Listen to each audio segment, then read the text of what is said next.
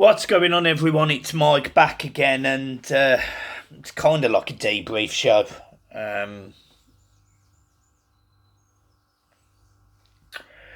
It's been It's been a tough couple of days. Obviously, it was a very passionate reaction. I was frustrated with the Wolves lad, who went down a few times and got back up and whatever. But when you look in hindsight, he's just come on to run off an injury. So I was a bit annoyed at that in my match reaction because I lost my head over that. And he even clapped us off. So, the passion of the game and whatever that gets to you. So I've had a bit of stick off Wolves fans, rightly so. And as long as it's not personal, it's fine. I've had a few personal digs, but it is what it is. And then on top of that, you've got a very poor Everton performance.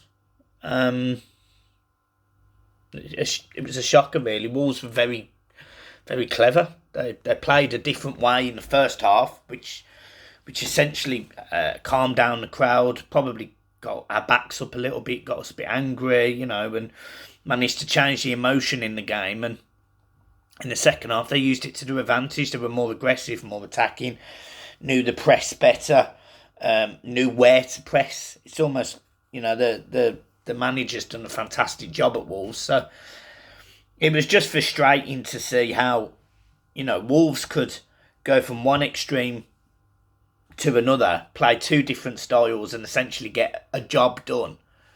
This is why they're probably so good away. And we didn't have a comeback. We didn't have an answer. We didn't have anything really. And I know there was a few times people would say, we had opportunities. But apart from Richarlison in the first 5 minutes, where he hits it straight at Sarr, at a tough angle, I'll give him that. So I'm not digging him out for it. But there wasn't really loads, was there?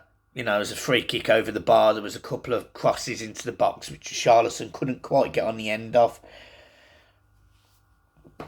It's just all concerning because it's all systematic of a bigger problem at Everton, and that is the ownership, the board, the leadership, and it has been for 6 years now. We've gradually been going like this in that time, and bar a couple of upward moments, we've been poor. We've been a poor side. The spending's been wrong. The recruitment's terrible. The management situation's been horrendous just over the years. And you've got to back Frank. You have to back Frank, in my opinion. I know there'll be people here that say you don't have to. His record is poor. I think it's 1 winning 6 or 1 winning 5 in the league, etc. But we don't really have another option, because how can we go and sack another manager and then bring in another manager? I'm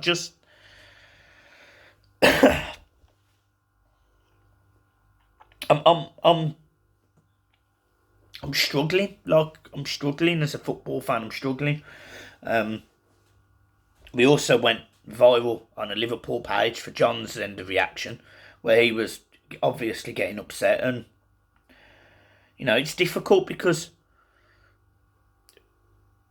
people of other clubs, they're going to enjoy it, obviously, and you would too. I mean, why wouldn't you take the piss out of your rivals? Of course, you'd have a laugh and a joke at their expense, but it's a struggle. It's a real struggle, and when you look at the games Everton have got coming up, Newcastle at home. It's certainly not a given, is it? It's not like we're going there expecting 3 points. I'd say many of us would take a draw, and that we're sitting 17th in the league. Goal difference is -19. We're joint with Watford, albeit we've got these games in hand, but I can't see us winning them. And yesterday it was a tough day emotionally. It was a tough day personally, because look, you do get a bit of abuse. You do get it. When you sort of put your head above the parapet and you do these videos, you do get abuse. People, you get all sorts of things said at you, and it's not right, but it's equally not going to stop.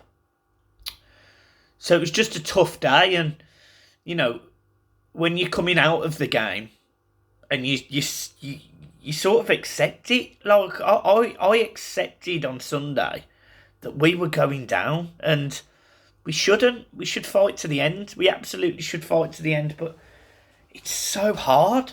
It's so hard when I don't feel like there's any light at the end of the tunnel. And yesterday was just a rubbish day for me.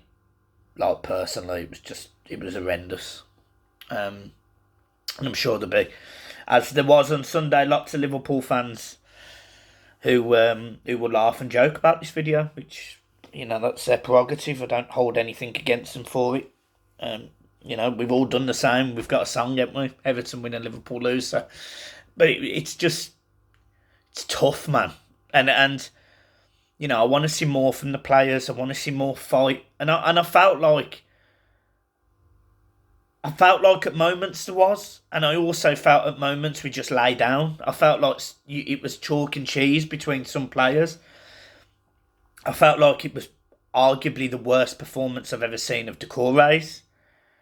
I felt like Kenny being too passionate got him sent off, albeit I don't know whether it was a second yellow. I've watched it a few times, but you know, it is what it is in the modern day. Coleman, I didn't really see or feel like I felt any passion. I felt like Godfrey was prepared to put his foot in and was trying to, you know, make his authority as a centre half on the game. I felt like midfield we were weak. I didn't feel like we moved the ball progressively forward enough. I didn't feel like Richarlison had as much service as we probably could have with Gray and Gordon on, and that isn't actually an indictment or a dig at either of those two players. I just felt like Wolves stopped it rather than Richarlison not making that run or them two not delivering the ball in the box.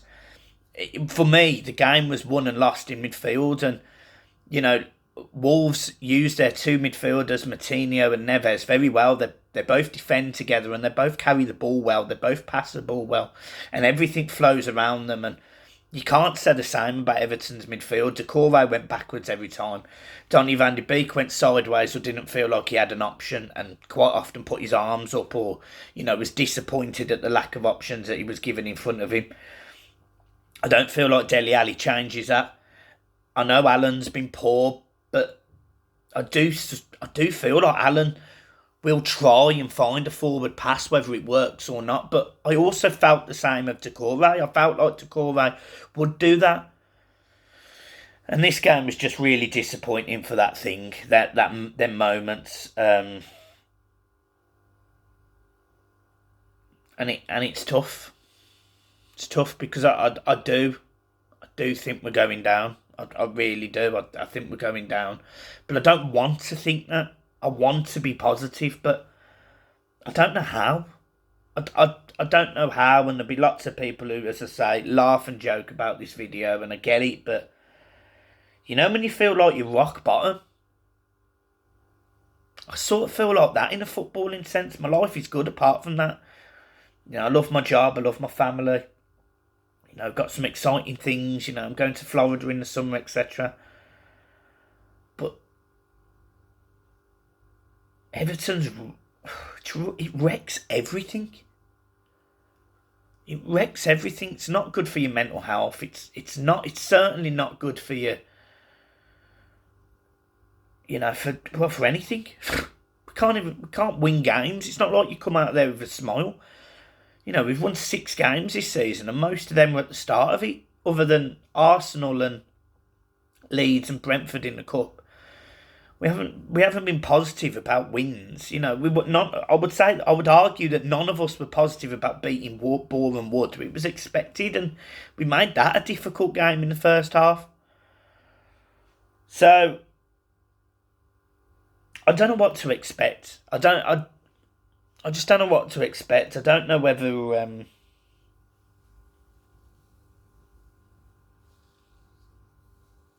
it's really tough. And you know, as you sit here,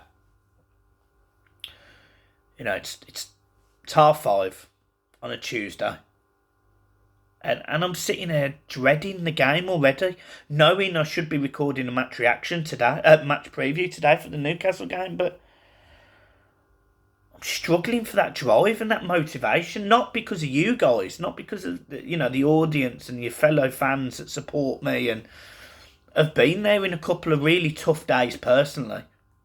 And some of the things I've read have been horrible.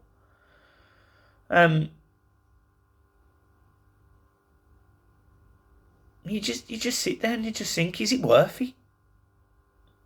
I saw the other day that someone followed one of the other content creators, somebody who's been on this channel, Ben, followed his car, and he had an engagement with his partner. He couldn't get to the game. It's horrible at the minute. It's horrible. It's toxic. You've got fans fighting with each other. You've got, literally, my little boy was 2 rows away from me. You had I don't know. It's really tough. And I just, I said, I remember a couple of years ago, I got upset when Everton lost 4-1 at Southampton. I got upset over the game because I thought we were going to go down, and I said to myself I wouldn't get upset. You see a lot of people say, grown men cry over football, etc. But it means a lot more to some people than others. And that, again, isn't digging anyone who supports a club to whatever degree, but some people get so emotionally invested in football that it might be a release for them. And I know in John's case, it can be. It can be a bit of a release for him. As it can with every fan. And he got upset, and he's been given absolute pelters for it. And I get it, it's funny, it's funny to laugh at, but when people make these comments and take these jokes, they don't think about the effect it can have on the individual that, made them, or said that thing in the moment, or reacted in a certain way, because we all also make mistakes. Now, John crying isn't a mistake, but maybe in hindsight, maybe try not to cry. But why should you? So yeah, I don't even know what this video is, but we're in trouble. Wolves were much, much better than us. I know there'll be people saying we only lost 1-0, and I know there'll be people saying maybe there was a little bit of fight, or maybe bar that mistake from the corner where the ball comes back in and we don't clear it well enough.